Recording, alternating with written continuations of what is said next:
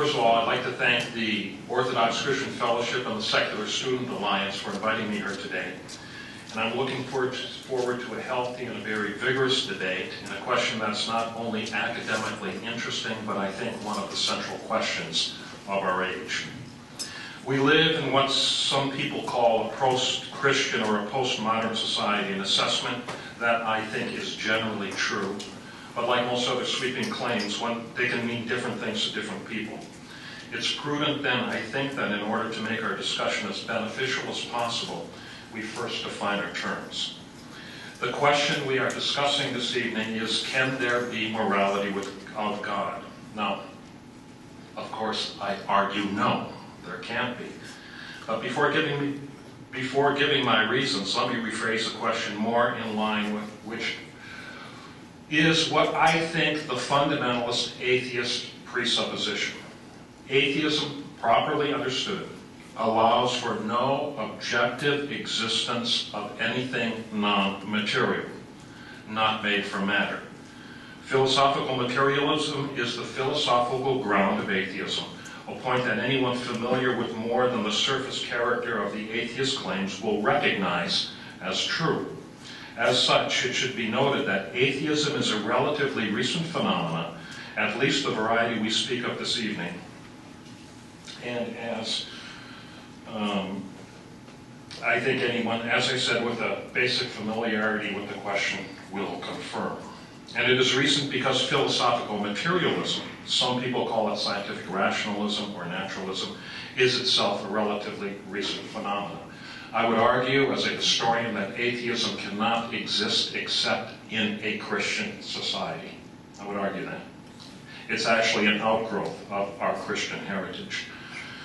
So, in the interest of clarifying the question, let me ask it this way. Does atheism acknowledge the independent existence of the transcendent? Put aside the term God for the moment. Okay, right now it has too much surplus baggage, especially in the prevailing cultural debates. When we say God, let's talk right now in terms of transcendent, because the point I'm making is not a religious point, it's a philosophical point. And it's this. Does atheism even acknowledge the independent existence of the transcendent, or any being, or even principle apart from matter, apart from that which can be quantified using the tools of science? The answer, at least if the atheist is true to his premises, must be no. Just so you understand, I'm not making a moral judgment on that at all. Okay? It's not a moral judgment, so don't read that into my words. What I'm doing is trying to draw a philosophical distinction that I think is true. Now, does this mean that the atheist himself is immoral? Of course not. It doesn't mean that at all. There are plenty of moral atheists. It does mean, however, that the atheist, despite his embrace of moral principles and sometimes even his passionate defense of moral positions, and which even I, as a Christian, would say are the right positions, the atheist and I can be co-laborers on some issues if we both agree and decide that what we're fighting against is indeed an injustice. We can go to war together, even if he draws his principle from a different source than I do. Okay? So it's not saying that the atheist is immoral. Don't make that mistake. So, but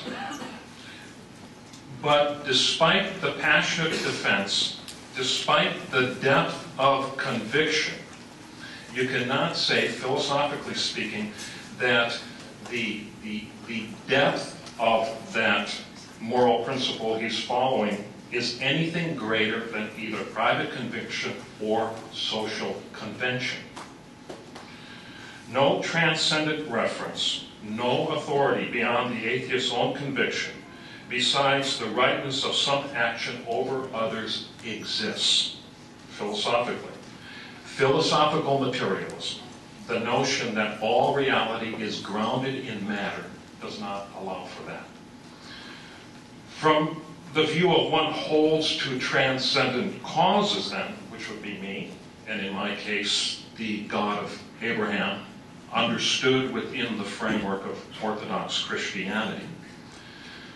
That a definition of reality cannot be reduced to matter alone. That matter is not the source of what defines and shapes our ideas of meaning, aesthetics, justice, and so forth. The atheist might indeed hold moral views incongruent to my own. In fact, might even be more moral of a person than I am. It could be. But the value he places on the one moral act over another is necessarily derivative, which is to say, dependent on a view of the universe, of nature and reality that is not his own. Atheists take umbrage at that statement, and I can understand why. They get offended when I state that their moral views are derived from the categories and grammar of the Christian moral tradition. And necessarily so, because the Christian moral tradition has shaped what we know of Western culture. If an atheist says, for example, that killing is wrong, he's not drawing from the first principles of his philosophy. He is borrowing from the precept first delivered in the text of Christian scripture, the narrative of Moses descending from the mount, which indicates to us that precept, although it is given to us through the mouth of Moses, and thus within human conflict that Matt describes, I don't deny that at all, and never would, he's right about that, has a source and origin in the God of Moses, which is to say that it has a transcendent source and origin, something beyond the mere molecules that made of Moses, if you will, or even the molecules of the text that gives us the story. One could argue, of course, that non-Christian cultures also recognize that killing was wrong, and I would agree with this point. There is no disputing that. But the point here is not that Christianity has an exclusive claim on moral truths. They don't. But that even other religions still recognize what I consider an elementary fact of the universe. Man cannot live by bread alone, which is to say man is more than the molecules that shape his body. These religions, like Christianity, reject the materialist claim that all that exists is matter, that which can be quantified. One final point, and I don't know how to reconcile this with the atheist claim. I really don't, and I think this is one area of great divergence, is that I believe that truth is a category of existence, a transcendent category of existence, which is to say truth exists apart from any comprehension that I may have of it. Okay, follow me here. I believe that truth is a category of existence, a transcendent category of existence, which is to say that truth exists apart from my comprehension or understanding of it. I may think that I know the truth. Maybe I really even know what is true. But my belief in what is true does not bring that truth into being. In other words, truth exists independent of whether or not I believe in it, just as light exists independent of my ability to see it. True, if I am blind, I don't experience the light. It has no effect in me. But the light nevertheless exists. I'm not sure how the atheist can assert the existence of any enduring truth. The best he can do, I think, is assert that truth has a pragmatic character. And with that, I would agree. It just happens to be what most people believe, rightly or wrongly, and its effect is dependent not on any objective existence, but dependent on the depth of belief by what they believe is indeed the truth. The atheist is correct in this, of course. I won't deny that. I won't argue with that.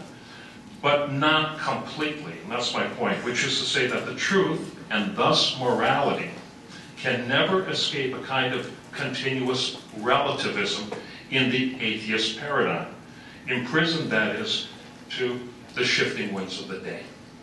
Thank you.